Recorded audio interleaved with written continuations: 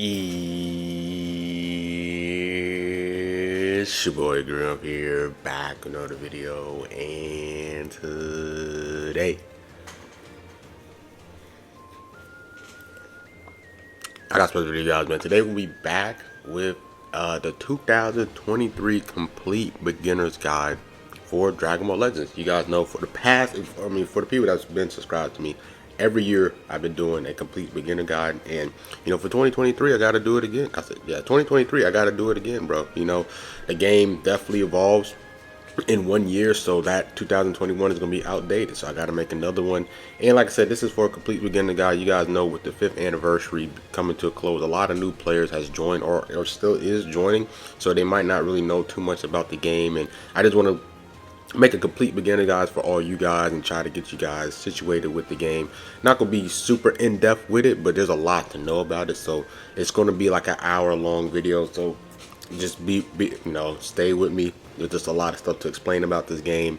And yeah, this game's been running for 5 years, so there's a lot of stuff that they've been adding over the years. And if you guys are an OG player and you guys, you know, just support the boy, just, you know, saying you could just play it, you know, have the video on, just let me get the bread from the video, you feel me, get the views up and all that good stuff. I'll appreciate you guys, you know, just to support you know, if you guys are OG. But yeah, this is a complete beginner guide. I'm gonna talk about so much stuff. There's gonna be so much vocabulary and words that I'm gonna say that's gonna be new to you guys. You might not gonna understand what that means, so I'm gonna try to break that down as well. And if you guys are new, consider subscribing to the channel, bro. Right now there's a quarter of close to 14K subs, so that'll be amazing. And I don't see nobody else doing complete beginner guides besides me, so you know what I'm saying, I think that that deserves a subscription, right? That deserves a sub, right? So leave a like as well, so more people can see this. Over time, this video is going to be watched throughout the years, throughout this 2023 year. And yeah, so that's it with the intro. Without further ado, let's get straight on to the complete beginner's guide of Dragon Ball Legends 2023. Okay, so beginning of the beginner's guide, man. Let's talk about it. So, what is Dragon Ball Legends? Some of you guys might not even know what this type of game is. This game is considered to be a PvP gacha game. Now, what a gacha game is basically they have a ton of characters that they add throughout the game, and in order for you to attain them, you have to summon for them. It's not where you have to complete a certain thing to get a certain unit or a cost amount of coins.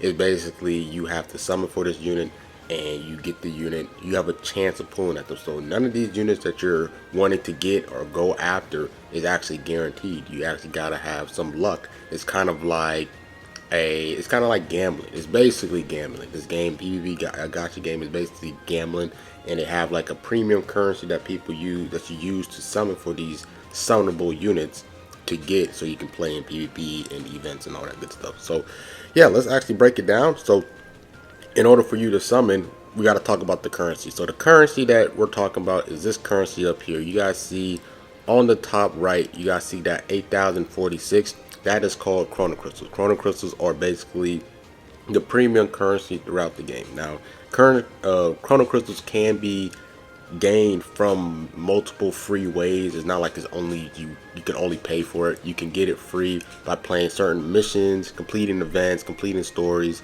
being ranked high in certain modes in the game that has to offer. And you can get Chrono Crystals for free. You gotta grind for it, but you can also buy it. If you do have the bread, you guys can definitely buy Chrono Crystals as well. So the premium currency to summon 4 units is Chrono Crystals, and I wanted to break down Chrono Crystals. You can definitely get it for free by grinding the story and events and stuff that they bring out every single week.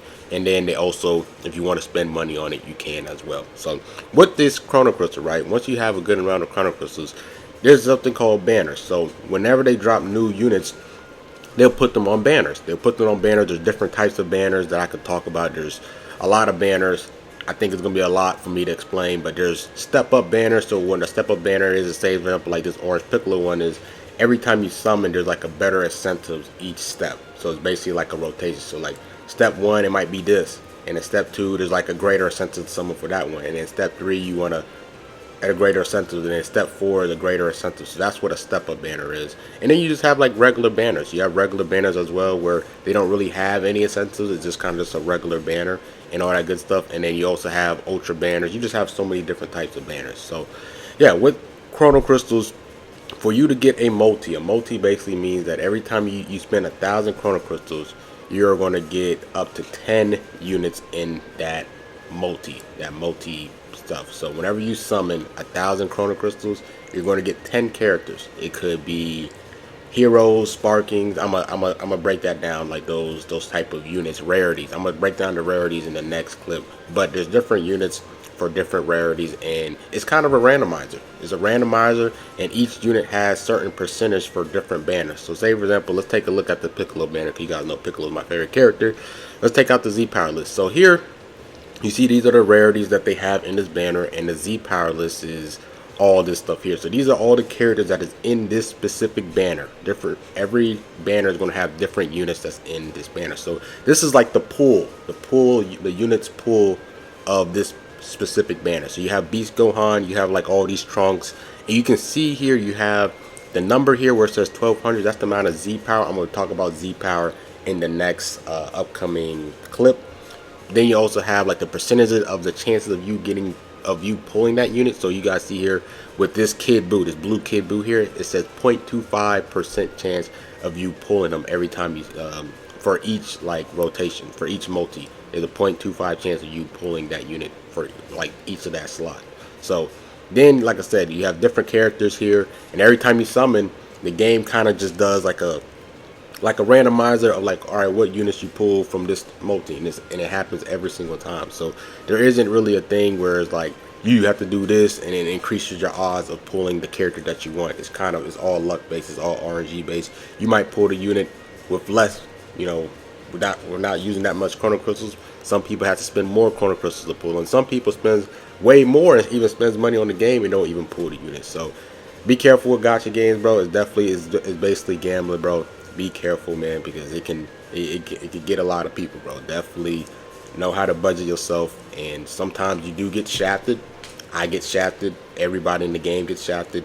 You'll get shafted as well, and sometimes you get super lucky. A banner just is just mad generous to you. So that's just how it is and everything like that. So after that, man, talking about banners, talking about chrono crystals, there's also some other currencies I kind of want to talk about a little bit before we get into the other clip. And the other currencies is Zenny. Now, Zenny is actually something that's going to be pretty vital for this game, especially in terms of you wanting to upgrade your characters, in terms of upgrading equipment. Zenny is going to be something that you're going to need throughout the game. And ways for you getting Zenny is just by playing the game. If you clear stories, if you clear missions, if you clear all these certain things, you're going to get Zenny throughout the game. So that's another currency that I want you guys to also pay attention to is Zenny. Zenny is going to be something that you're going to need as well. It's not a premium currency. It's not something that's like premium as chrono crystals, but it is a currency that you're going to need to have throughout the game for various or certain things that you want to do and all that good stuff. Next, I also want to talk about is energy. There's also energy for a lot of these type of games. You guys know energy. They have a 10 bar here. You guys see up top next to my 8,046 chrono crystals. There's actually energy where you guys see 2,909 out of 9,999. That is energy. So with energy, you can use energy for you to complete stories and do missions and all that good stuff. It costs energy every time you want to do a stage or face a stage.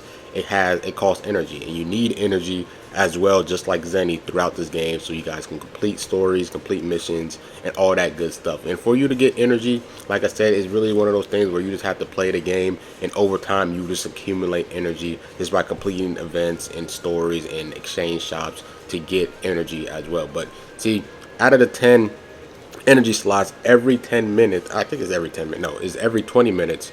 It's either every 10 minutes or every 20 minutes that the energy replenishes, and you get one energy every 10 to 20 minutes. I think it's out of 10 or 20 minutes. And once you get to 10, it'll be full, and then you can use the 10 energy to spend it on something else. Spend it on like an energy on a event or anything like that. So energy is also to be something that's really crucial to this game as well. Now, last but not least, another, it's not really a currency, but some like another item resource that's really important that I would say is going to be, what's the name? It's going to be skip tickets. So what skip tickets does is instead of you having to play an event all over and over and over again, you could do a skip ticket thing where basically, say for example, let's pick a random event. Let's do this cell event, right?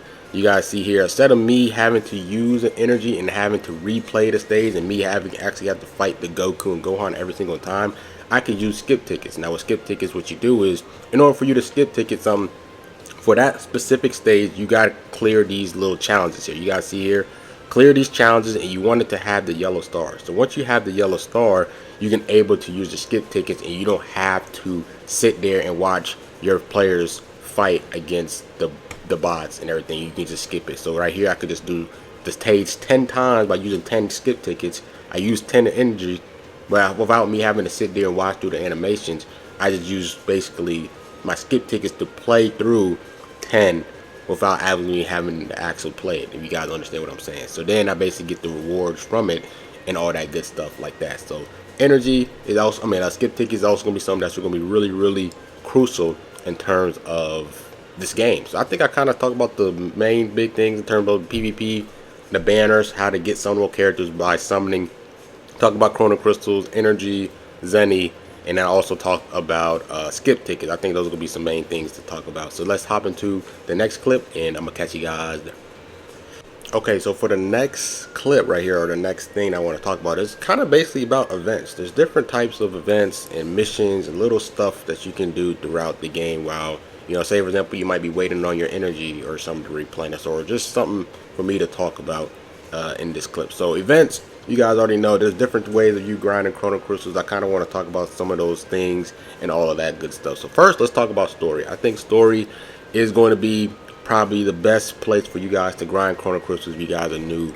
Since this game has been out for 5 years, there's a lot of different stuff in the story that goes on. Now with Dragon Ball Legends, they actually have their own original characters. So basically means that they have created characters from this game alone. Think about like certain games for certain franchise. I don't know, I can't really name one for example, but say for example there's like a Naruto game and they created like this original character. Maybe it's like Sasuke has a son or something like that, maybe something like that, right? So basically what Dragon Ball Legends does is they actually created a game original character by the name of Shoutout. This person's name is Shoutout, and he is a Saiyan. He's a Saiyan just like Goku, just like Vegeta, just like Broly. He's a Saiyan, and they have like their own little story throughout this whole story mode, which is actually pretty cool, and it involves other characters with Goku. He has interacted with Goku, Beerus, Whis, Broly, everyone from the Dragon Ball universe. He's just added in there, and they created their own little story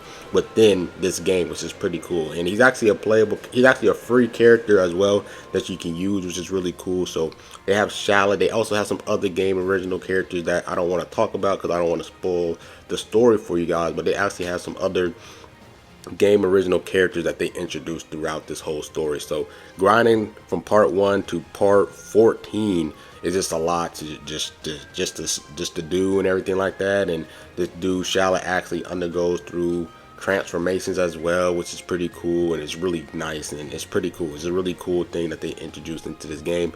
So play the story. If you do like to see what happens throughout the story, you can actually kind of like read along with it as well, or if you don't really care, you can just skip past it. So something I wanted to talk about, the story is actually pretty cool, like whole little concept and everything, like just the whole plot line is really cool. So if you guys do want to take a care, just want to listen to it and see what goes on with the whole storyline, the plot line. It's pretty cool what they did with Shallot, the original game character that they introduced into this game only. So yeah, after that, man, you have events, man. So there's different various of events I want to talk about, man. Like there's just so many events. It's kind of hard for me to explain, but they have free to play character events where basically instead of only dropping summonable characters every single time, there's every now and then they usually drop free to play characters where only by grinding their events throughout it you can attain this character for free, which is really cool. So you have some of these characters right now, like this free to play Broly, this Goku Black,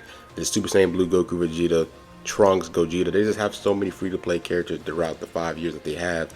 They're actually from events. Yeah, you don't have to summon for these characters. As long as you play their events, you're able to get the cards like that and be able to use them instead of having to summon with chrono crystals. So you have those type of events. Then you have events that's just regular events. They're just regular events where you just clear the story, and they're timed events where they might be up for maybe 2 to 3 weeks, and after that they recycle to another event like from the original series. So they usually do things from the events, like say for the Cell part right here, this is when, you know, from the Cell sagas are. Then maybe in 2 weeks they introduce maybe something that happens in the Saiyan saga art, and they always rotate this, so a lot of the new players are able to clear these new stages and get more chrono crystals and all of that good stuff. And it also gives some type of free Z power for extreme units. Like I said, I'm gonna break down units in the next clip, but for this I just want to talk about the different events and everything like that. Now next, we also have the upgrade events. Now this upgrade events that can be really nice in terms of just getting resources that you're gonna need throughout the game on a daily basis. Now, like I said, I'm gonna talk about Rising Souls in the next clip, or not in the next clip, but when I talk about character leveling, Rising Souls and stuff like that is gonna be really important. But like Rising Souls is gonna be really important in terms of character leveling. There's a bonus battle for Zenny, so you're able to get Zenny. Remember I talked about how important Zenny is? They actually have a stage for you to use your energy and skip tickets to get Zenny. So you need to upgrade certain things, you're gonna need Zenny. Then in terms of character leveling, Super XP, you have that. Then you have equipments here. Equipment is gonna be really vital in terms of PvP and stuff. I'm gonna have its own section talking about me breaking down equipments and why is that important to the game. Then you actually have special missions here, where there's just special missions in certain events here that I'm gonna break down later throughout the beginner's guide. But there's just so many different events and stuff to do, like I said, and everything like that. You got recommended ones where we actually have the raid. It's basically like a PV event. Like I said, I'm gonna talk about the different modes that they have in this game in a later section of this complete beginner's guide video. But I just wanted to break this down, that there's multiple events and stories and stuff for you guys to do. So other than that, you also have adventures as well, where it's kind of like something that you can do where there's like a timer event thing, or like you do these adventures and like for 7 hours they do their little runs and then you get extra rewards. So there's actually some things called adventures where certain events will give you the adventure things, the little adventures stuff, and then you go to the adventures thing and actually put them down. So for as of this recording, these two cell events here gives you adventures stuff. So they give you adventure things, and then you can go to this adventures tab here, run these adventures throughout here. So like wait until 7 hours, and then you get a notification that it's complete, and you get some type of rewards and stuff, and just extra little things like a little bit of some Zenny, a little bit of some Rising Souls, little stuff that can help you throughout the game. That's pretty nice, and you can just do this off camera. You don't have to be physically playing. As long as you set your adventures, you could be doing whatever, but once the 7 hours is up, they'll notify you and you can get some extra little rewards there. So after that, the last thing I want to show for this specific section of the beginner guide is the missions tab. So missions, there's different ways of you getting missions to do and get more chrono crystals as well. So you have the daily missions. Me personally, I already completed it, but every single day they have like 6 or 7 things for you to do daily, and once you complete the daily things, you get these daily stamp things. And these daily stamp things is as long as you can complete your daily stuff consecutively for 14 days, you get rewards every single day. So day 1 I completed it. So for tomorrow, if I make sure I complete my daily stuff, I'm gonna get chrono crystals. Then day 3, if I complete it, I get more chrono crystals. Then day 4, I get energy, and then so on. But you got to do it on a consecutive basis. You can't miss out on not completing your daily missions, because if you say, for example, you're on day 13 and you're supposed to get 500 chrono crystals that next day, but you don't complete day 13, the daily rewards for day 13, it'll reset you back to day 1. So make sure you guys are always completing your daily missions and stuff, so you guys can just be consecutive and always get these chrono crystals every 2 weeks in energy, because they help. And as you are more consecutive, you see how the higher the chrono crystal amounts goes up as well, which you really want to make sure you're on top of that. So after that, you have events here. So like I said, there's many events and stuff throughout the game. So doing all these certain events, they have their own chrono crystals and rewards and all that good stuff for you guys to get more chrono crystals and CCs. I say chrono crystals and CCs, that's the same thing. Chrono crystals and energy and skip tickets and stuff like that. Like I said, there's a lot for me to explain. So like the adventure stuff, as long as you're running your adventures, you collect your little adventures currency here. You're getting chrono crystals, energy, you're getting Zenny, skip tickets, gold bells, all that good stuff. I'm gonna talk about gold bells later, but all those currencies and stuff throughout the game. So there's just so much stuff in terms of events. So specific events will give you certain more chrono crystals. Z missions in terms of you playing the game, completing the story, you get extra chrono crystals there as well. Then you have these special missions as well that does extra incentives and all that good stuff. So yeah, I think that's pretty much it. I could kind of talk about the mission plans here too, but I feel like that's not really too important for me to talk about. But basically, mission plans as well gives you more chrono crystals, more rewards as long as you're completing the missions here. So the battle leverage plan, there's 3 different types of plans that you guys can pick. The battle leverage plan is the best. You can get extra chrono crystals, you can get extra energy, skip tickets, erasers, gold bells, which helps turn into zenny, and all that good stuff. Extra rising souls, which I'm gonna talk about as well, and everything just more resources, more rewards for you guys to have. So yeah, that's pretty much it with this section. Let's talk about the units. Let's break down units, different types of units, and all that good stuff. So let's hop into the next clip. Okay, so now for this section of the complete beginner guide thing, we're going to be talking about breaking down units itself. So there's so much stuff to talk about in terms of units rarity. You got summonable and free to play. I already kind of talked about that a little bit from the PvP gotcha section. Then I'm gonna talk about like the Zenkai units. I'm gonna break those, what that means and everything. I'm gonna talk about like their fighting types. There's 4 different types of fighting types. Then their color wheel as well, and then also the units kits. So there's gonna be a lot to break down.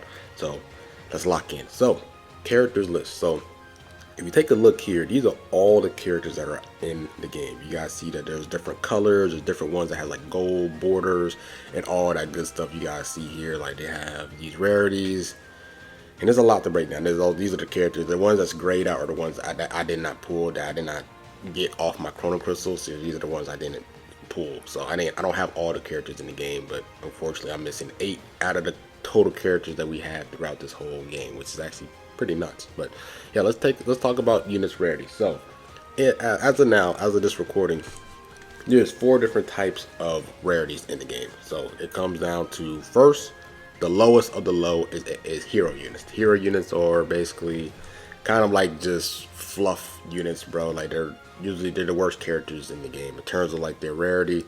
They just can't compete, man. They just can't compete at all. Besides Hercule is the only one that can compete.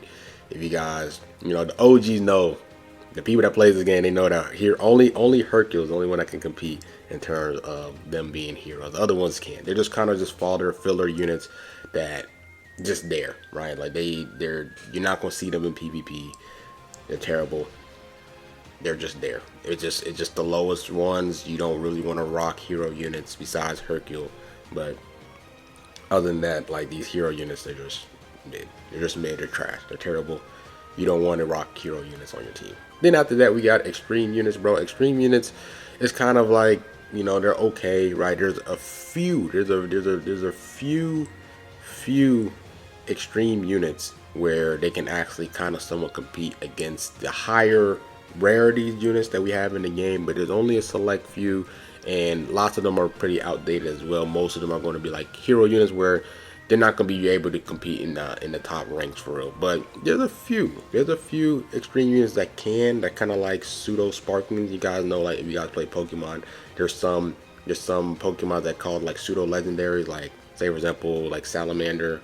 I said Salamence. I don't forgetting, like all those dragon type Pokemon. You guys know the pseudo legendaries. There's some that's like pseudo sparkings. There's a few. There's only hand select few. So then after that, from extreme units, you get to sparking characters. Now sparking characters is definitely a better rarity than extreme heroes. But like I said, even in the sparking characters, there are just some sparking characters that just can't compete no more in terms of power creep, in terms of the game, where they have to drop stronger characters. So like the older Sparkins just can't compete with the newer Sparkins. So pulling a unit like this purple Gotenks, although cool, he's a Sparking character, he won't be able to compete with a Sparking character like this Jiren, for example. This Jiren is a newer Sparking unit, so he has better kit, he has a better just stats in general and all that good stuff. So just because you pull a Sparking character, that doesn't mean that they're good Sparking characters, right? There's good apples and bad apples for each rarity, and just want to let you guys know, even though you pull a Sparking, that doesn't mean that Sparking is good as well. So just like heroes, extremes, there's a lot more better. There's some good, there's a lot more terrible Sparkings, but there's more hand select few Sparkings compared to the extreme version that can compete with this meta. So yeah, you can also have Sparkings.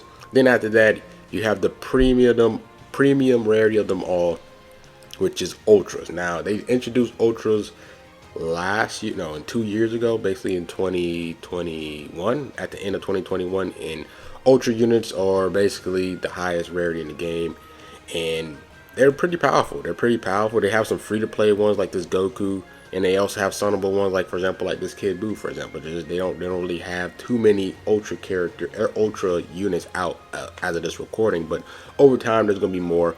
But they're the highest rarity in the game, and for the most part, all of them are pretty viable. If you actually compare them up against all these other hero units, they stand the best against all of them. So like most of the ultra units can compete. They might not be top 10, but they're still pretty good units in terms of, say for example, one of the worst ultra units right now is like this Kaioken Goku. Even though he's like one of the worst ones, he's way leagues better than this yellow Pycon Sparking. So yeah, those are all the rarities in the game. I definitely want to talk about that. So we have ultras at the highest Sparkings. Then we have extremes. Then we have hero units.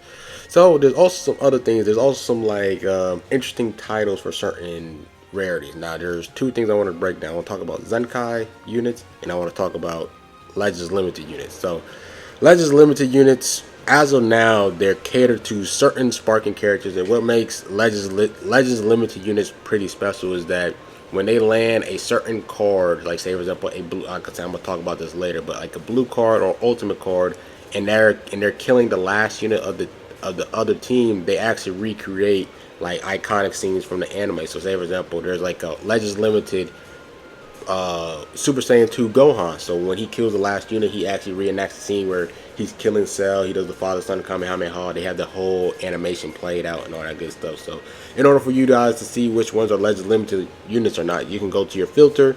You can scroll all the way down, and it says Legends Limited, and just click applicable. And these are all the Legends Limited units as of this recording that's in the game. So all these units has like special endings and special final finishing moves, dramatic finishes, whatever you guys want to call them, throughout the game. So these are like a certain select few Sparkings. As of now, I think over time Ultras are going to get Legends Limited units as well, but right now it's only catered to Sparking units. But yeah, those are all the Legends Limited units.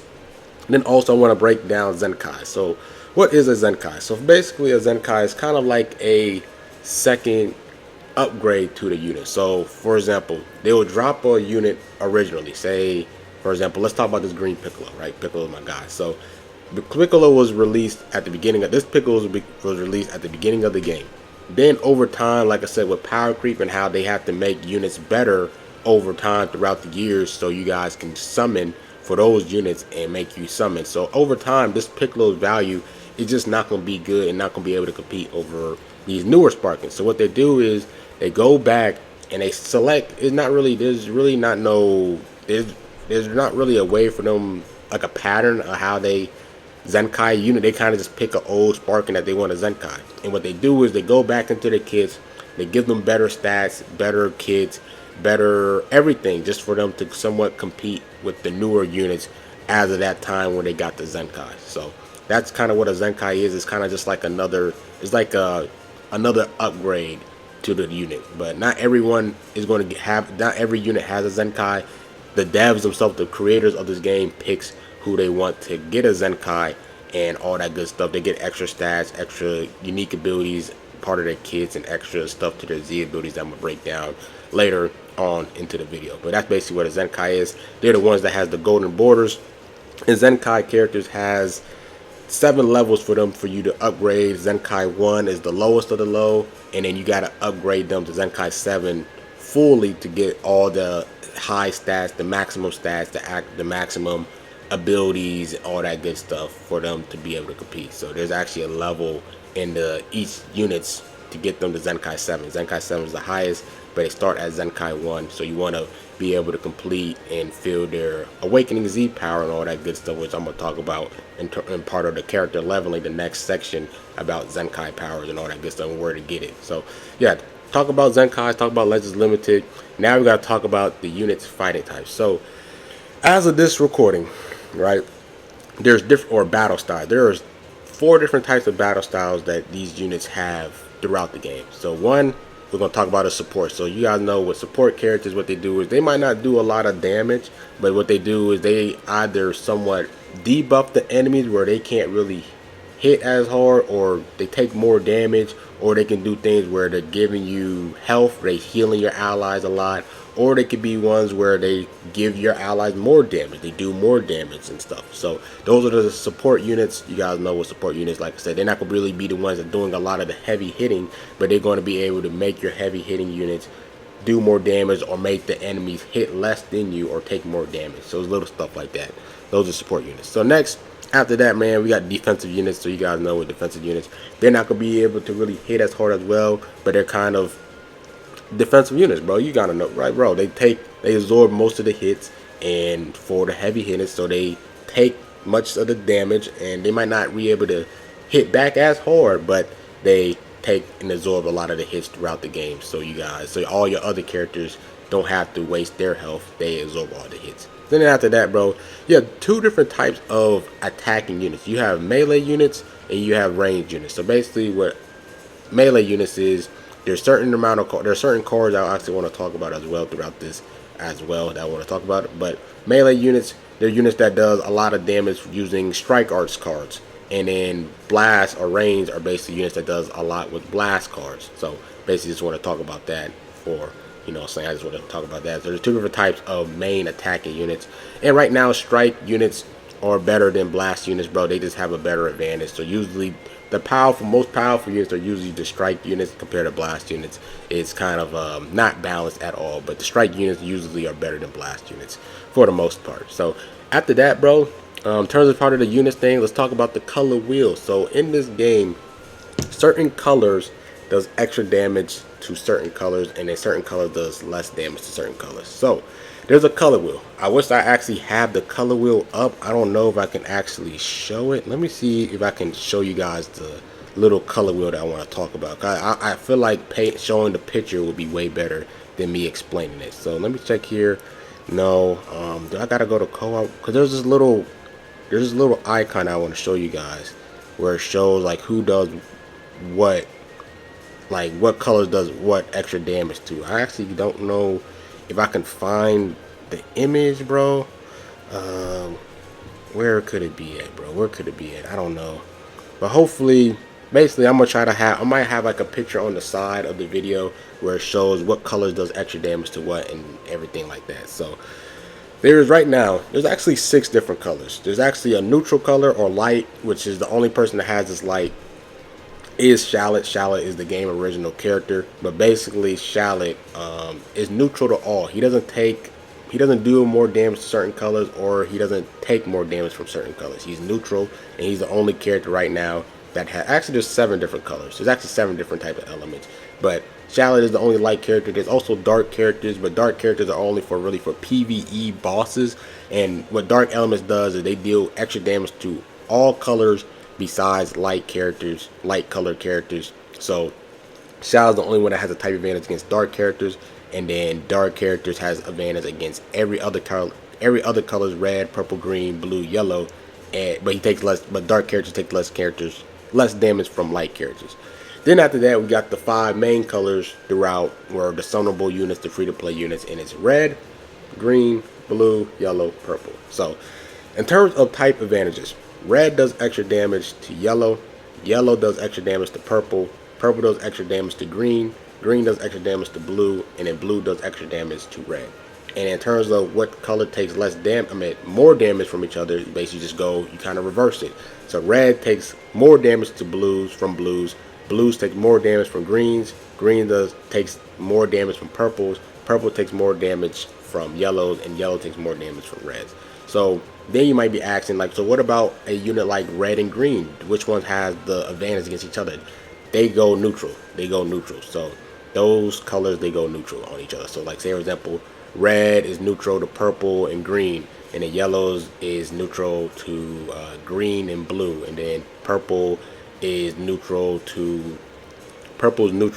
blue and red, and then you have green that's neutral to yellow and red, and then blue is neutral to Oh my god, blue is neutral to green and yellow, so it's little stuff like it's just no, not green and yellow, but yellow and purple, and then it's just like that. So the units that's not next to each other, if they're not adjacent to each other, then that means they'll be neutral from each other. So hopefully I can find that image of like the little color wheel thing, so I can show you guys a better image of it. But yeah, that's basically it with the color wheel and advantages. And then after that, man, let's talk about the units kits, and let's hop into the next section. So let's take a random unit, for example. Let's actually talk about Goten. Let's do this green Goten. So every character, bro, actually has this stuff right here. So they have the leveling thing. I'm gonna talk about character leveling in the next section, but let's talk about the units kit. So every character here actually has this stuff. So they actually have stats right here. You're gonna take a look at the stats.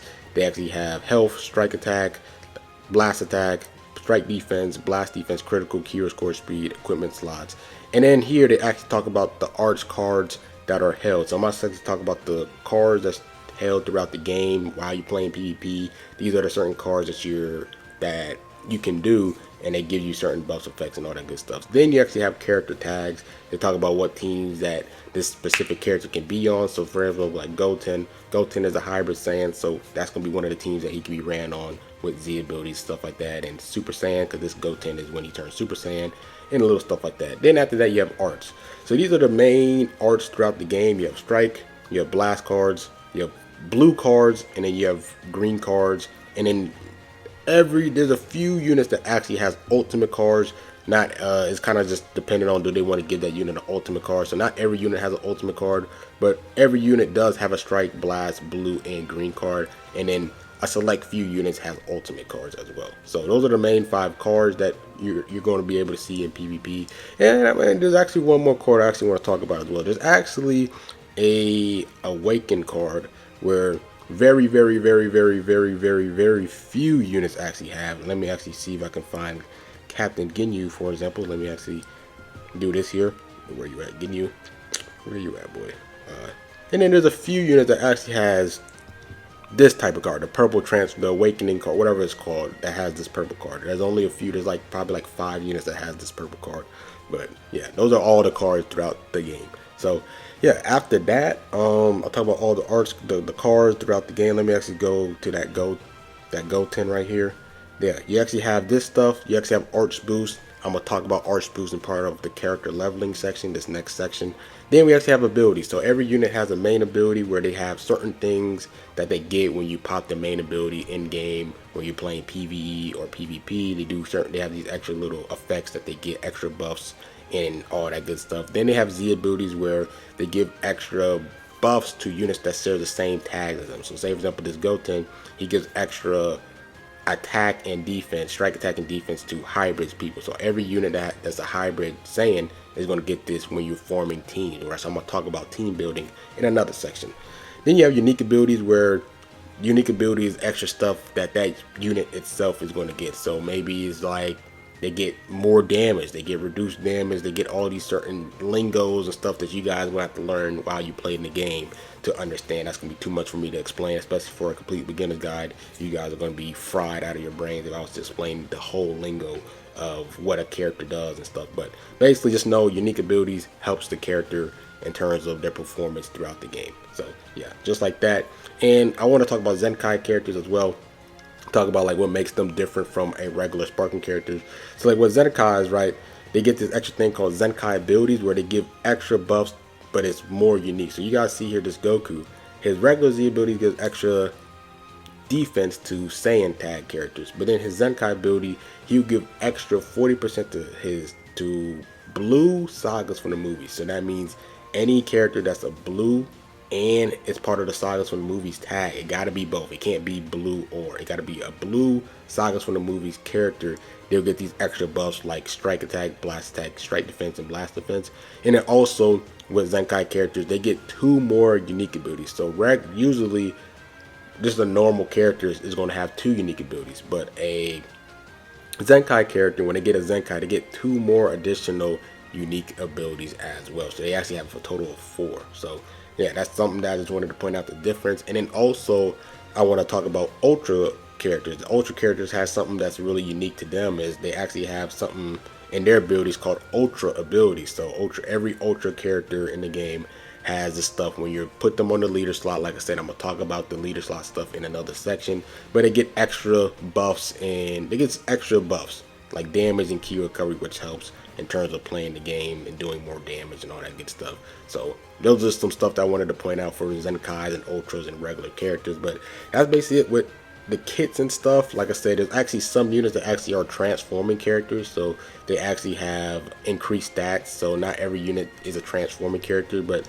there's, you guys see here, like look at the stats of Shoutout. You see how it increases over time, and then they also get their unique abilities kind of changes and little stuff like that. So that's actually something, that's also something that's pretty new. And then there's also other things as well. So yeah, that's pretty much it with this section. It's a really deep dive section, but I wanted just to talk about everything. And after that, let's hop into the next section, man. I'm just trying to make sure I'm not forgetting anything in terms of just the units in general. I guess I can, like I said, that's going to be talking about character leveling. So let's hop into character leveling, and I'm going to catch you guys there. Okay, so for this next section, we're going to be talking about character leveling.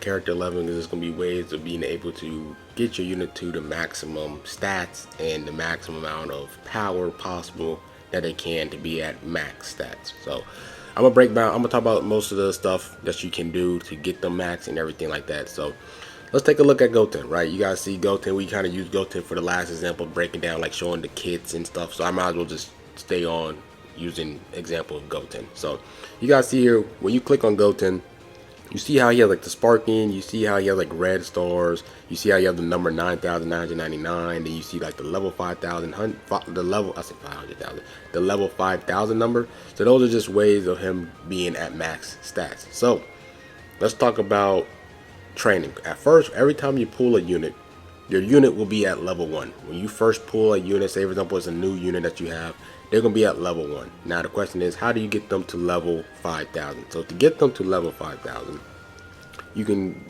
train them up here. So there's certain currencies throughout the game that's used to train them up. So you guys see that there's certain currencies, like say for example this gold bell, every time you train them in here, it's a 3-minute time period, and you're able to max them out quicker compared to if you're using like the milk carton one. So if it's just different training ones that's better than others, and as long as you get gold bells are the best ones, then the silver bells are the second best. So if you get gold bells by completing stories, by certain missions will give you gold bells and stuff, and you can train your units there.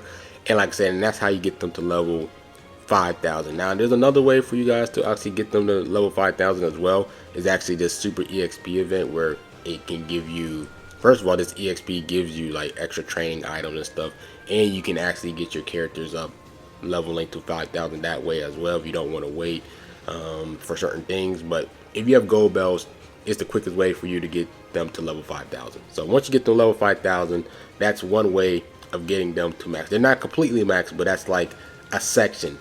It's like a progression. It's like a progression point. So you did like one check mark, right? Get them to level 5,000. As of this recording, the highest level is 5,000, unless they increase the leveling things. Hopefully they don't. I feel like it's just super tedious, but level 5,000. Next is soul boosting them. Now, remember when I talked about the rising souls off the things right here? I talked about rising souls and Zenkai souls and all that good stuff. Yeah, these are how you get them to max up as well. There's another checklist to do, is rising souls. So you guys see how we have red rising souls, blue rising souls, yellow rising souls, green rising souls, purple rising souls.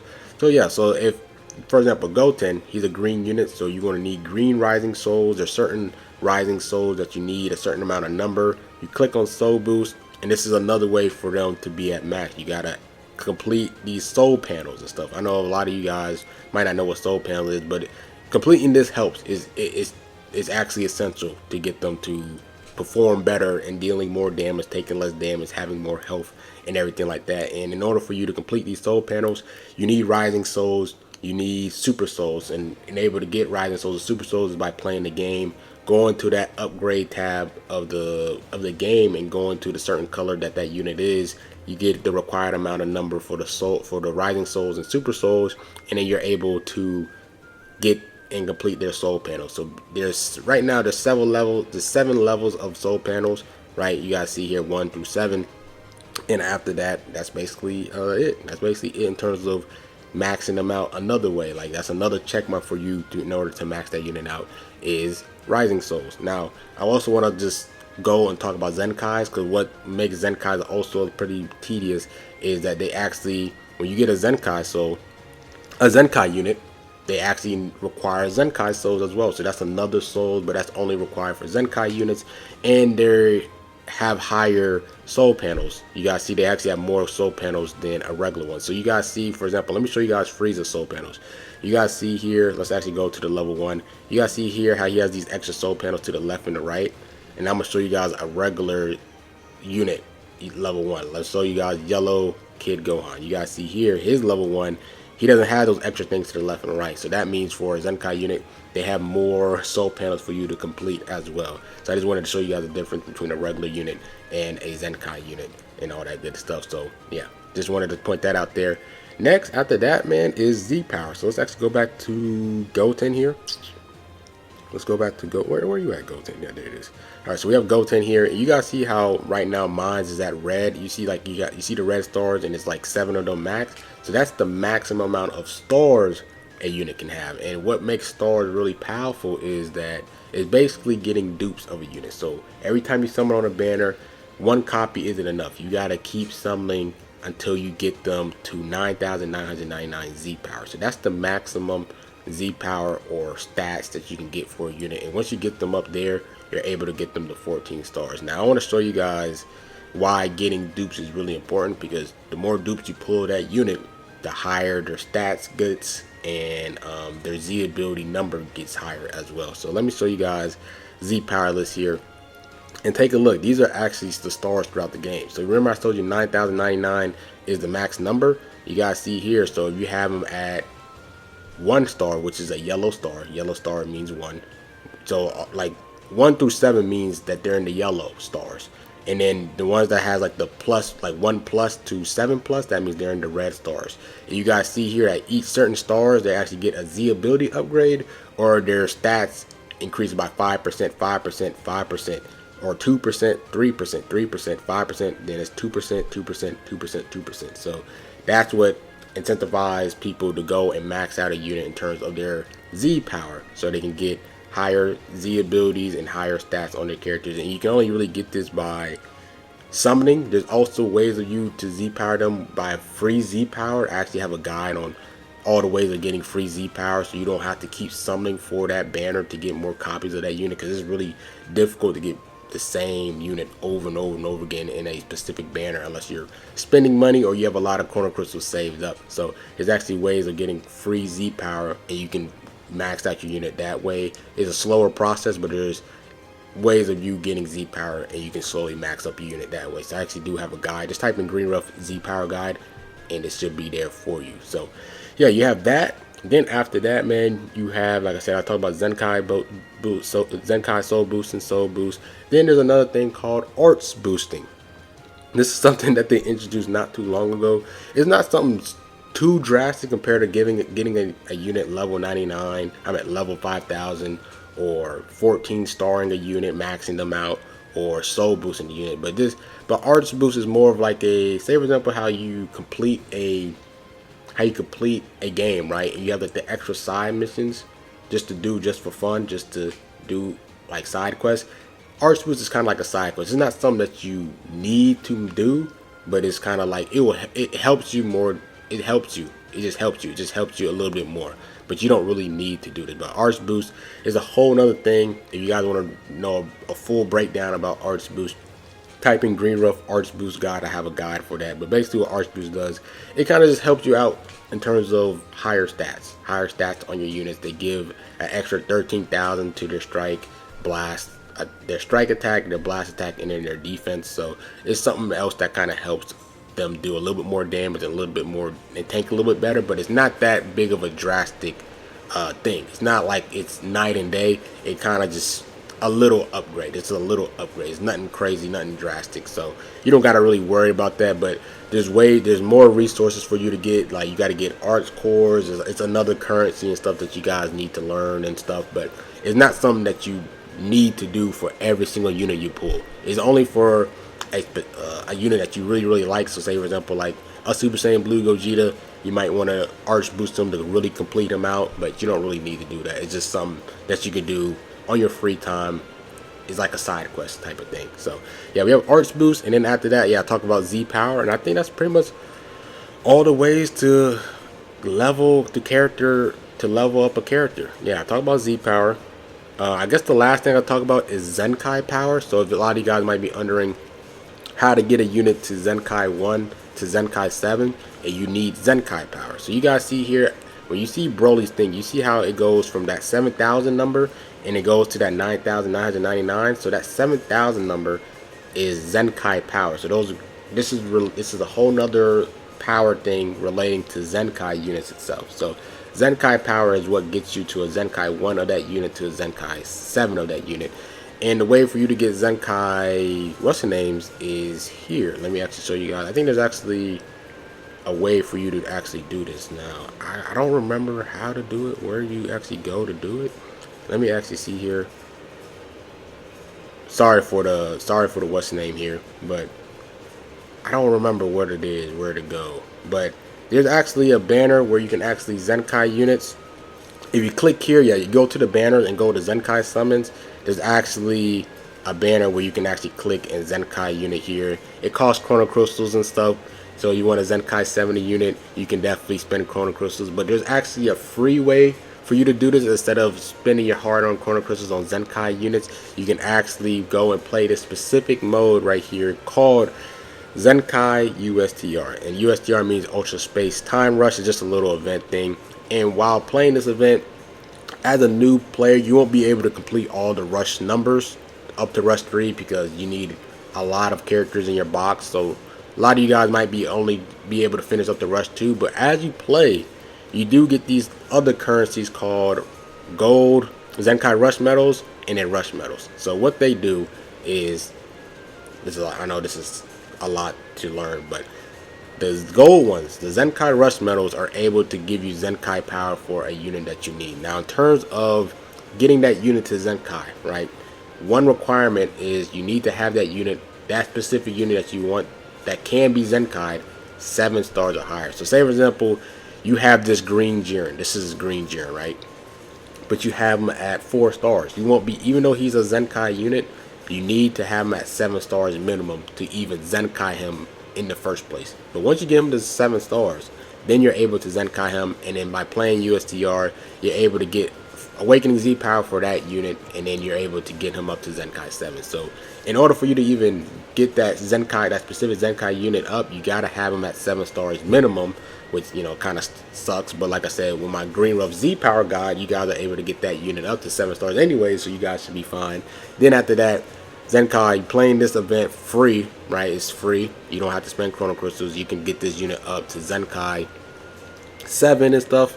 And then there's also Battle Gauntlets. So what Battle Gauntlet does is, for example, like this Cell one, every time they introduce a new Zenkai unit for that 2 weeks, for that week, they actually have a Battle Gauntlet, so you're able to get some free Z power from there as well, which is pretty nice. But they don't have it for the previous Zenkais. It's just for the newer Zenkais going forward. So say for example, you in this game, like they just Zenkai purple 17, like a purple Android 17, but you're not able to do the Battle Gauntlet because you wasn't there during that two weeks that they had that gauntlet up for. Then it went away. So then you got to play the USTRs for the old Zenkais and everything like that, and a lot of stuff, man, a lot of stuff. I know this is a lot for you guys to absorb and stuff, but I'm trying to break it down as best as possible. But it's just so much. It's just so much. This game is just so much. 5 years into the game is just so much. So yeah, I talked about Zenkai power, talked about Z power, arts boost, Zenkai boost,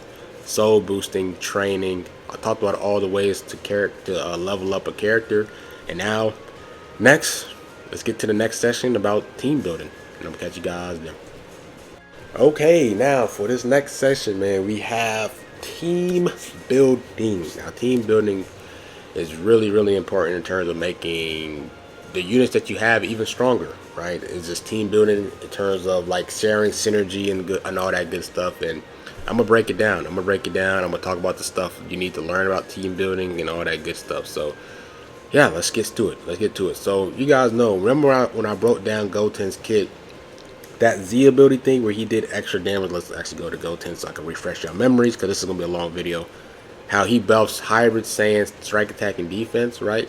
That helps in terms of team building. So what team building does is you want to pair up units that share the same tags with each other and to share Z abilities with each other, so they can get as much extra damage from each other, so they can perform better defense, better offense, and all that good stuff. So in terms of Z abilities, there's certain things that units buffs, right? Like maybe a unit buffs defense. So let's actually show you guys here Zenkai Z abilities. These are the things that a unit most likely will buff for their Z abilities, right? So maybe there's a unit that buffs health, or they buff strike attack, or they buff blast attack, or they buff strike attack, or blast defense, or base critical, or some other little things as well, some other miscellaneous stuff. But let's just build like a regular team. Let's build a Saiyan team so I can break down and show you guys the importance of team building. So let's break down Saiyans. Let's go to the tags. Let's click Saiyans, right? So these are all the units that shares the tag Saiyans, but not every unit in here actually has a Z ability for Saiyans. So say for example, this Goku, right? This Goku is a Saiyan character, but if you take a look at his Z abilities, his stuff is intended for God Key units. So not every Saiyan unit is gonna have a Z ability for Saiyans. So you actually gotta look through and see which units actually buff Saiyans. But since I already played this game, I could build a team that has units that buff Saiyans. So say for example, I want to build a team that focus dominantly on strike attacks and it's based off Saiyan units. So let's take a look and let's start building. So here, for example, Raditz, he buffs HP. I think HP is really crucial in terms of being able to take as much damage and be able to survive hits and all that good stuff and sustain. So this guy buffs Saiyans. He buffs Saiyans HP, so I always put him on the team. I always put him on the team when building a Saiyans team.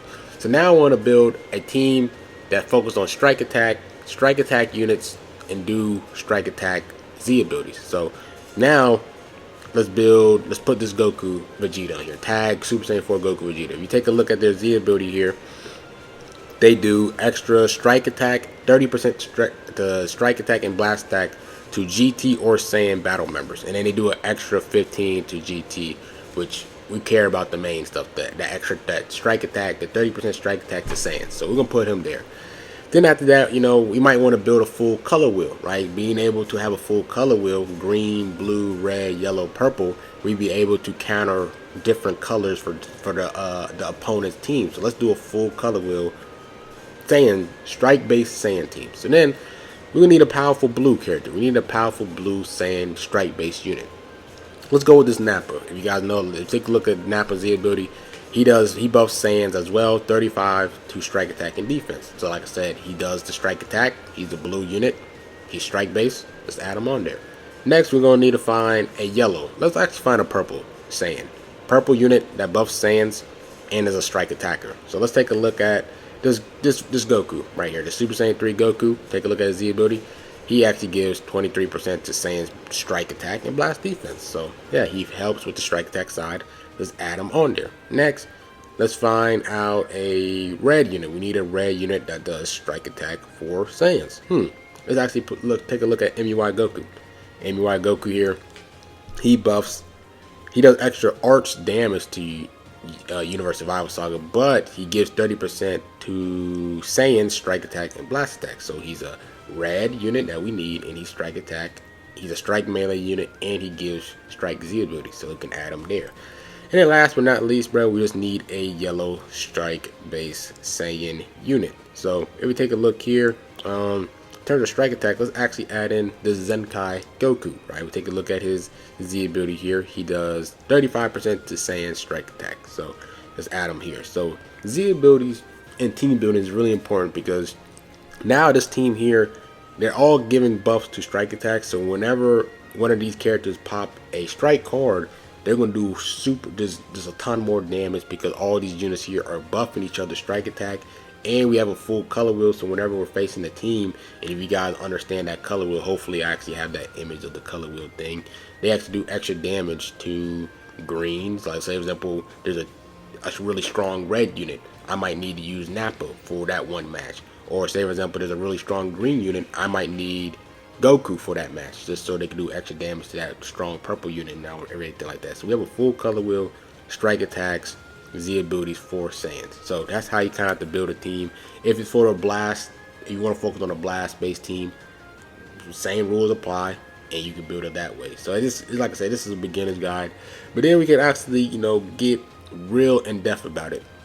We can get real in depth in terms about Zenkai buffers. So like what I say, for example, why Zenkai units are really powerful is that extra little Zenkai ability that they give to a specific unit. So say for example, maybe right now yellow units are not really good for this meta as I write this recording, because red, Ultra Vegeta Blue is terrorizing the meta. So that means if you bring a yellow unit, there's a great chance that red Vegeta Blue is going to be in that match. So you might not want to bring a yellow unit, and you might need a stronger blue unit to counter red Ultra Vegeta Blue. So maybe what we do here is take out this Goku and we add Namek Goku. Now what makes Namek Goku really good is, one, his Z ability helps with the strike attack thing, the Saiyan strike attack, but his Zenkai ability helps even more, because now what he does is he gives Nappa, since Nappa's a blue Saiyan, he gives Nappa extra 35 base strike attack, 40 blast attack, 35 strike defense, and then 40 blast defense. So that means Nappa's getting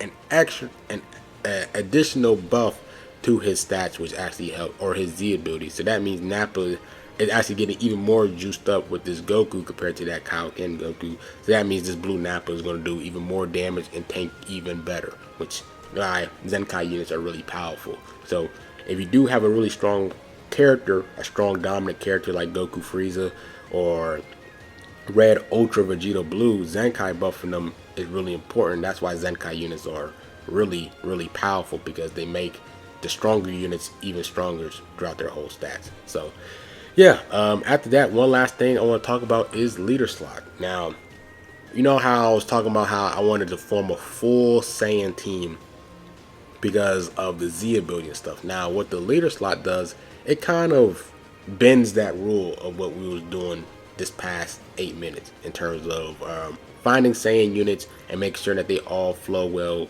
with each other because they're on the same tag and everything like that. So what leader slot does is, leader slot is this slot right here, and what it does is it bends that rule. It bends that rule, us trying to team build a full Saiyan team. So what it does here is, only for that slot there, that specific slot, it has to be at that slot. This slot right here is the leader slot.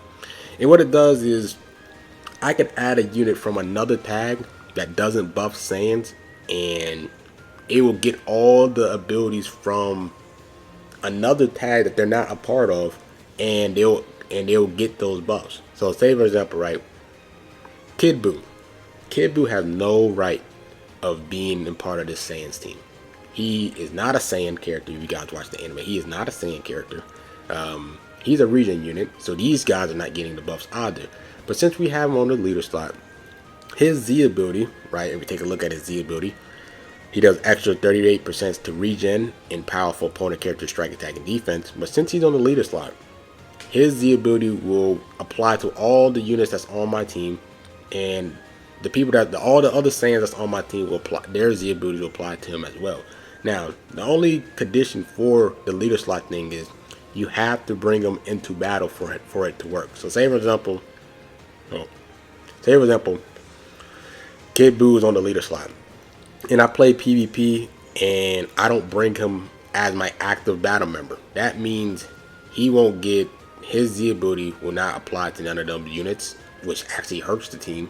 And then since he's not even an active unit, their Z ability is not gonna apply to them.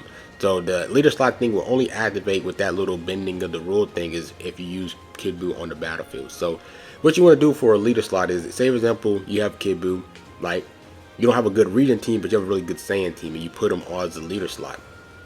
But right, like I said, you don't have a good region team, but you have a good Saiyan team, and you can just leader slot him. You have to use him on the battlefield though. You have to bring him into the battlefield for him to get the Z abilities of the tag that he's not really a part of and everything like that. So usually for leader slots, you really want to bring a unit that you know that you're going to bring every single time to the battlefield, so they can take advantage of that rule. So say for example, Kid Buu is a really powerful unit, but he can take advantage of it just as long as you're going to be, he's that unit that you're going to bring every single time to get the benefits of the Saiyan buffs, because that's not part of his original main tag that he's a part of. He's not a part of Saiyans. So yeah, that's basically it with the leader slot thing. Pretty interesting rule. So it kind of gives you some type of flexibility in terms of building a team. Say for example, you have Kid Buu, but you don't have a good region team, so you can kind of just put them on maybe a Saiyan team that actually have a good Z ability. You have a good amount of Saiyan characters with high stars, high Z abilities, and you can just plop them on there just like that. So yeah, that's it with team building. There's actually another thing I want to talk about with team building, which is going to be equipment, but I wanted to have its own section because equipment is really I really feel like equipment needs its own section, but equipment is part of team building as well, but we're going to talk about it in the next section. Okay, so for the next section, we're going to be talking about equipment. Now, in order for you, in terms of team building, right, you guys see how we have 3 slots of equipment. Now, it is important, that's why in the previous thing where we talk about character leveling and talking about soul boosting, that's why soul boosting and getting your units to level 5,000 is important, because if you don't have them max soul boosted and character level 5, I think it's either you have them at level 5,000 or is it max soul boosted, you gain actually more equipment slots. Now what equipment slots does is basically like Z abilities. It's basically like how every unit has a Z ability. They give you more stats to that specific unit. Now each unit has their own little equipments that they can add on, their personal equipment. So say for example, I add equipment onto this Namek Goku right here. I have him selected.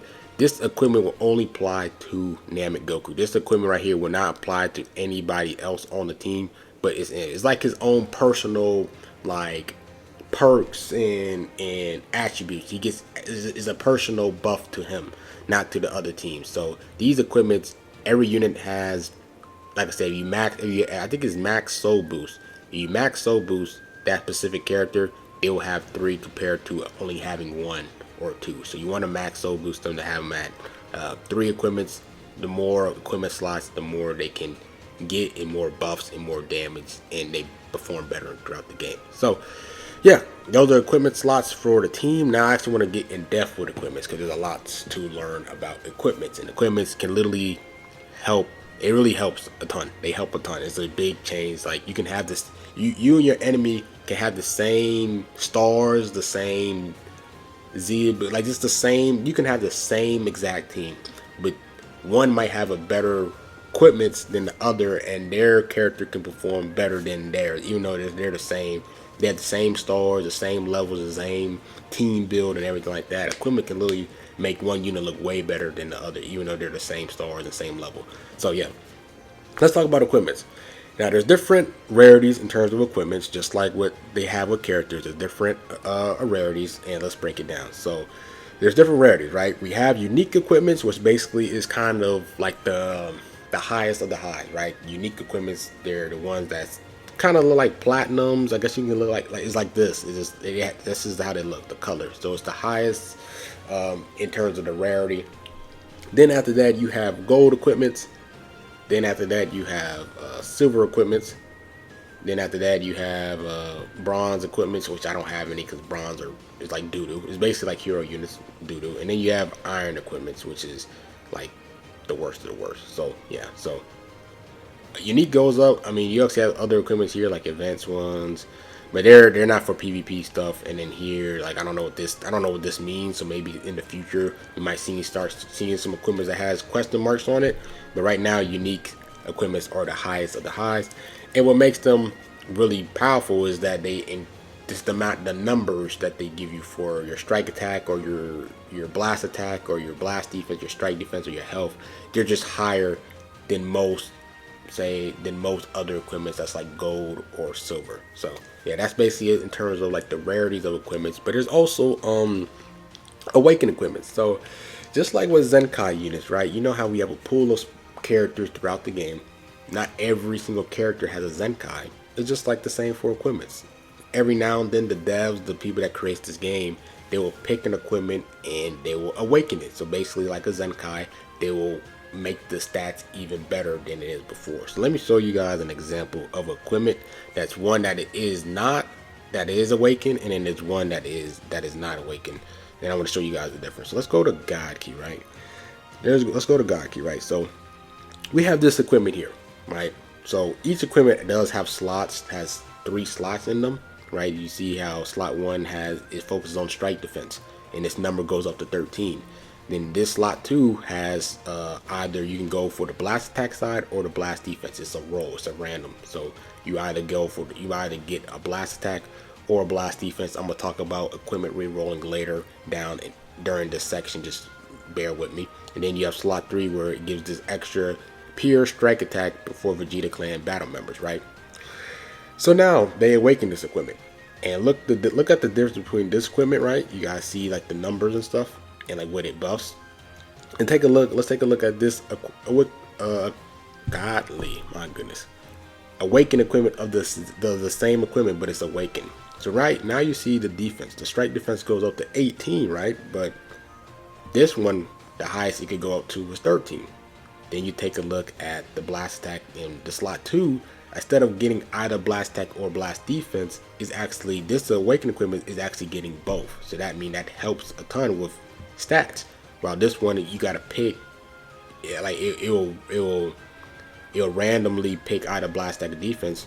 The awakened side of it gets both. Then here, the pure strike attack to Vegeta Clan goes up to 15. While the max number for the unawakened version goes for 12.5. So that's, that's just a big difference on how they awaken equipment. You saw how the drastic numbers, the max number increased as well and everything like that. So just want to show you guys the example of a unawakened equipment compared to awakened one. So not, like I said, not every equipment in the game has an awakened version, but when they do, it is a big difference and it helps a ton. So yeah, each equipment is specified for certain tags and equipment conditions. So this equipment only applies to either God Key units or Vegeta Clan units. So this equipment cannot be used for Kid Buu, right? There's no such thing as like a leader slot equipment. As of this recording, there is no such thing as a leader slot equipment where you can use an equipment that does not fulfill the equipment conditions for that character. There's no such thing as a leader slot for equipment. There isn't none of that. As of now, as of this recording, there's nothing like that in this game. But yeah, this equipment is only applied to God Key Vegeta Clan. Then you have an equipment like this one where it applies to purple God Key. Then you have like an equipment like this, for example, that applies to yellow God Key. So there's equipment conditions that it will align with. So that equipment, for example, will not apply to Kid Buu, because although Kid Buu is yellow, he's not God Key. So it's little stuff like that. So once they introduce a leader slot equipment thing, they don't have that in the game yet, so it doesn't apply. So yeah, make sure certain equipments are only applied to certain tags and colors and little things like that. So then next I want to talk about is erasers. Now, what makes erasers really good is erasers helps with in terms of re-rolling a equipment. Now what I mean by that is, say for example, you get equipments, right? Equipments, in terms of equipments where you can get equipments, they're throughout the whole game. One of the best ways of getting equipments is actually going to this ultimate equipment shop, going to this equipment right here, and then this equipment collection here. You can get some good amount of equipments. Also playing events, they'll give you some equipment just by playing events for certain little certain events gives you equipment. And then there's also a equipment exchange shop where you guys can get equipment medals and stuff, and you guys can get equipment throughout this exchange shop as well. There's also Z medals as well, but just different currencies that give you equipment, and certain events gives you equipment and all that good stuff. So just by playing the game, you're getting equipment throughout the game just by playing the game. So just wanted to talk about that real quick. But in terms of erasers basically helps with re-rolling a slot. So let's do an example of this equipment here. For example, I don't really care about this equipment. So say for example, when you upgrade a equipment, I actually want to show you guys a tutorial, right? Let me show you guys a tutorial. So let's upgrade an equipment. So when you first get an equipment, you're only going to have the first slot number picked out. So let's pick this random Turles equipment. This random Turles equipment right here, right? It does cost you some Zenny, like I said, and some Rising Souls and all that good stuff. But you gotta upgrade it to get the slot 2 number and the slot 3 number. So let's upgrade it. So we have the right amount of Rising Souls and Zennies. So let's upgrade it, and let's upgrade the slot 2. What do we get? Okay, so we get this. We get this base number of the strike defense and whatever. Okay, and then let's do the slot 3. Let's upgrade it to the slot 3. So we have all the slots now. We have this still gold, so that's really good. That's actually really good. I actually want to talk about the different colors and what it means and all that good stuff. So you guys see here, this number here is pretty low, right? And what it does, and what Erasers does, is we can actually remove that number, and we can actually re-roll it. So you do get equipments by, erasers by playing the game and stuff like that. So say for example, we want to re-roll this equipment 5 more times to see if we can get a better number than 7.25. So we have 5 erasers, and let's re-roll it. So we're gonna click re-upgrade, and we'll re-upgrade it, and let's see if we can get a better number than 7.25. So bam, we got 10. That's a better number than 7.25. So that's what it does. It basically erases it, and it tries again to see if you can find a better, higher number. But say for example, it can actually go down as well. So let's say we try to re-upgrade, we try to redo this again. You saw how it goes down to 9.3. So it's from that specific range. Not every time you try to re-roll it is going to go up. You guys see how the number fluctuates up and down, right? So boom, right? This one got to 11.55 and all that good stuff. So that's what Erasers does. It does that, and it also, you can actually secure upgrade it, where with more erasers you can make this equipment go up even higher. You can make this, instead of it having a chance of it going down, it's just only going to go up. So when you do secure upgrade, right, you guys see here, instead of going to re-upgrade, we go secure upgrade, and then you want to do the guaranteed ability upgrade, where it's going to cost more resources, but you're guaranteed that this 11.55 number is going to go up only. So you click that, the number goes up only. So you got that. And let's talk about the number, like the colors of each slot and what it means. So you guys see here how you guys see there's some equipment that has the green, it has like a green slot, or you see ones that has like the yellow slot, and there's one that's the red slot. So that basically just means how close it is to the max number of that specific slot. So say for example, this max slot is 18%, right? This is at a 15.35. So there's a certain percentage where I think it's probably like around 80%, 0 to 80% of that specific equipment, it will be at a green. So say for example, 15.35 is a part of that 80% of that 18% of this. So say for example, you do 18% times 0.80. This 15.35 falls in there, and it gives it a green. So it kind of is an indicator of how perfect that slot is to max. That's basically what it is. So the gold one is kind of in the middle. That means it's like, hey, like you're real close to it being the max number, but it's not the max numbers, but it's closer than the green one. So the gold one, pretty good, right? You're able to get this to the gold, so that means it's really closer to max. And then the red slot basically means that it is either maxed out or is really close to maxed out. So let me show you guys an example of one right here. So say for example, this Piccolo equipment, right? It's for slot 3. The max number for the strike is 20%, but I have it at 19.65. So that means it's it's either like it's super close to being max, or it is max for that specific slot number and the number that it gives for it. So that's what the colors of the slots means and all that stuff. Gold is like the lowest. Green is the lowest, then gold, and then it's red. So then actually another thing I want to talk about is the ranks. There's actually equipment rankings. Equipment rankings is kind of just like how it's just a equipment thing. Let me break this down. Equipment thing in terms of, oh my goodness, I'm just tired. I'm sorry, bro. I'm like pooped out right now. But there's equipment rankings. So basically, Z plus is the highest. Think of it as like the red slot. Z plus is the highest, and it just kind of just dictates how complete that equipment is of it being perfect in a sense. That's what it basically means. So Z plus is like, for example, most of your equipment are going to be at all reds in terms of you securing the upgrade and having a high number for each slot. And it's just basically equipment ranking. Then you have Z's, and it's just basically they have like this type of formula where based off the numbers and stuff that you have for slot 1, 2, and 3.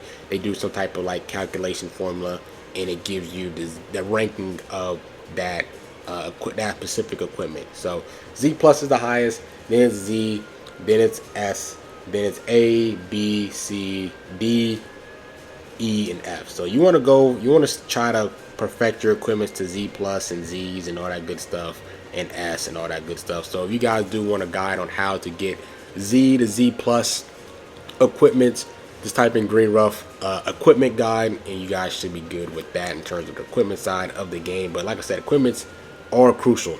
They are crucial and they are important, and it really helps out a ton. And then the wordings of certain equipments also plays a huge effect as well. So if you guys want to learn about certain wordings of what it means, just type in equipment Green Rough base versus pure equip, and I kind of break down why some equipment matters more than others and all that good stuff. So yeah, they help you out, gives you extra health, defense, attacks, and all that good stuff, special move damage, ultimate damage, a lot of good things and all that good stuff. So yeah, that's it with in terms of the equipments, and we can kind of go down to the last section of this video, which is the different modes of the game. Then we just go to the outro, and then that's pretty much it with this long complete beginner guide video. So let's hop into this last section, and I'm gonna catch you guys there. Okay, so now we're in the last section of this complete beginner guide, man. Super long video, but this is a lot of stuff that you gotta learn about the game, man. So I wish I could have it for 30 minutes, but there's gonna be some crucial stuff that I'm missing out on, so pretty difficult to do that. So yeah, especially with this game, there's just so much stuff to learn. So let's talk about the modes, and let's wrap this video up, man. So there are different types of modes and throughout the game, not only just PvP, but let's first talk about PvP, right? So PvP is the main focus point of the game, where they want people to play PvP, where it's player versus player. It's actually in real time, which is a pretty cool thing. Is not like where you're facing like a ghost of another player in a sense, right? Where like Classic Clans, for example, where you're raiding someone's base, but they're not actually able to like react and defend and all that good stuff. So like with it's kind of more like on a Clash Royale side of things, but you have more control and more freedom with your units and the PvP interactions and stuff. So it's more freedom interaction compared to Clash Royale, but it's real similar, where it's player versus player real time. And like I said, with PvP, they do have a ranking system and all that good stuff, and they also have like rewards off of it. They have rewards off of it. If you place rank high and stuff, you get more chrono crystals, more rewards than someone that's in the lower end, the lower ranks and all that good stuff. You get Z power, chrono crystals, erasers, zennies, all those incentives and rewards to help your account out and all that good stuff. So yeah, playing PvP, pretty cool. There's some also stuff that you guys can learn from PvP, like there's little PvP techniques that they actually have, and if you want to learn some PvP techniques, go to the upgrade side of the game. No, go to the specials tab right here, and then they actually have like a full PvP tutorial for newcomers, and they have like the basic stuff to learn about the game, about PvP, and then they have more of the advanced stuff and stuff that people like the high ranked players use, and good stuff like that that you guys can use. So it's a really good tutorial that the developers of this game made not too long ago, and definitely go and learn and run through this so you guys can have a better understanding of PvP and the mechanics and all that good stuff. So yeah, that's pretty much it with the PvP side. Let's hop into the next event, the next mode, which is co-op. Co-op is interesting. It's a PvE thing, so it's player versus environment, where you're not actually facing another player, but you're facing against a boss. Now what makes co-op special though is co-op, right? Like you're playing it with somebody else. So now instead of two players facing against each other, it's two players playing with each other, helping each other to take down the enemy boss. So that's basically what it is. Two players in real time playing against the enemy boss and taking it down. And once you take the enemy boss down, you get rewards, and then you get like these co-op currency stuff from co-op. Go to the exchange shop and then get chrono crystals, Z power, erasers, and these skip tickets or whatever you want to get and pick out from that exchange shop. So yeah, that's basically it with the co-op. That's one of the modes into the game. And next, let's talk about full power battle mode. Full power battle mode is another PvE thing, but instead of you playing with another another online person or whatever, or another person in real time. It's really you. So it's really unique, bro. You gotta like use 4 characters from your box and stuff, and you're able to face the off units. And there's other stuff for you to watch out and note for full power battle and stuff. I actually don't have a guide on this because this mode isn't really too favorable. Not a lot of people really likes this mode, but it is a mode. It is a PvE type of mode. So just type in Dragon Ball Legends full power battle guide and stuff, and some other content creator besides myself probably has a good breakdown of the mode and what to expect into it and all that good stuff. But it's not a favorite mode, fan favorite. I mean, not a lot of people likes co-op either. They just like PvP, but you know, co-op you actually get better rewards from there than you do in full power battle. So after that, let's hop into a next mode, which is guild. They actually have something called guild versus guild. Now, it's not as good as like Clash Royale. I mean, not Clash Royale, but Clash of Clans, where their guild versus guild thing is a lot more better than Legends. But they do have a guild thing, and you can join the guild. And I don't know, as long as you gotta play the story and might have to reach a certain thing in the story for you to unlock this. But yeah, basically what a guild is, there's like the max you can have is 30 players in the guild, and you just join a guild. But and you compete against guilds. Now you don't do, like I said, since it's real time, it's really difficult for them to do like a actual like type of tournament type of thing, because it's real time and people are in different time zones and all that good stuff. So it's really difficult for them to make us battle against each other like in a PvP type of way. So excuse me, their way of doing it is just based off of points. So like by playing the game, you're able to collect these type of points. Say you're using your energy, you get 10 points per energy that you use and stuff, and it gets accumulated into your guild stuff, and then that's how they get the total number. And then whoever in a week span wins against the guild versus guild, which guild has the highest points, wins, and they're able to get some guild coins, currencies and stuff like that. And they have their own exchange shop that you can go in and get rewards and all that good stuff, and like energies and Z power and all that good stuff from this event as well. So I mean, this mode as well. So the guild thing is pretty lackluster. Hopefully they kind of improve it throughout just over time in the future. But I mean, it is a type of mode, guild versus guild. You are able to get some extra rewards and stuff, so why not? And I gotta talk about it. So next we have 2 more modes I want to talk about, and then let's get to the outro. So next we have Legends Rankings. So Legends Rankings is basically it's basically the guild versus guild mode, where as long as you're playing the game, you're going to get certain points by doing certain things. So like using energy, or being able to, like when you summon, you get certain points and all that good stuff. And it's a monthly thing. And you're actually facing against other people, right? You're not playing them in PvP or anything, but it's just you playing a game and fulfilling certain things. You get rewarded with certain points, and they have this own little leader ranking thing. Just, I don't know why they have it, but it's a PvE thing that has its own ranking thing, just like Guild. I mean, Guild also has their own ranking type of thing in the Guild versus Guild thing. So like Legends ranking is the same. Just by playing the game, you're able to accumulate points. Type in Green Rough Legends ranking guide, and I actually have a guide on how to get high points and able to get Legends ranking currencies. Legends ranking currencies has their own respective exchange shop, and you're able to get some nice rewards, like these really powerful platinum equipments that's really powerful. Like they're really good in terms of making a character even stronger than they are. And I know they're in the future that they're gonna drop some better equipment or better items into that shop. So yeah, definitely something that you want to take advantage of and try to just see if you can rank high as possible. But yeah, so right now I'm 870 in the world.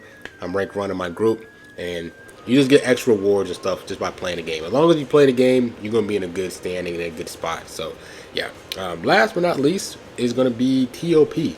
Now TOP is basically another PvE mode where you pick a team, you build a team of 8 units, and you basically fight these bosses. Right now, TOP is its own thing where it has like their own unique abilities. So like a character from TOP, right? Like, say over this TOP mode, you guys know, for example, how a character has its own regular stats and regular Z abilities in terms of PvP stuff.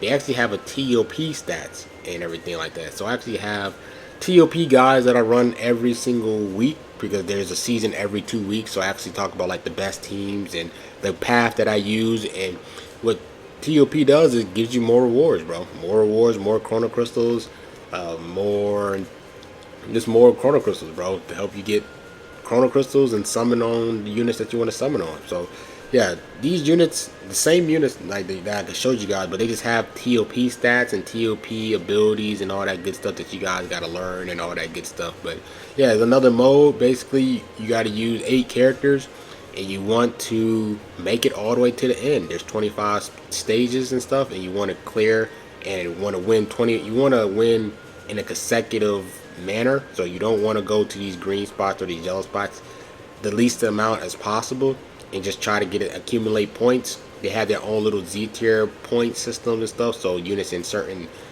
tiers gives you more points than others and all that good stuff, and it's a whole nother dimension of the game that you guys got to learn and stuff. So not a lot of people likes the mode because of that, but me personally, I take advantage of it because not a lot of people does like it, so they need guides for it, and that's what I'm here for, and I get bread off of it, and we're all happy. You know what I'm saying? You guys don't need to care about the stats and learning about the mode.